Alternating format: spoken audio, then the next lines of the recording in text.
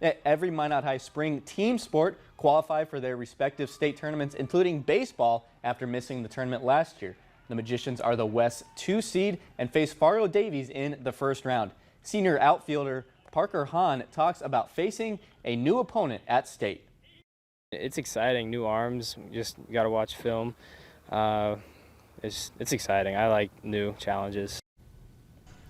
First pitch between the Magi and Eagles is 35 minutes after the conclusion of Shanley versus Williston tomorrow in Dickinson. And that game between the Deacons and Coyotes gets the day started at 12:30. WDA champions Bismarck Legacy face West Fargo Horace at 4:30, and Fargo North versus Mandan closes out the first round.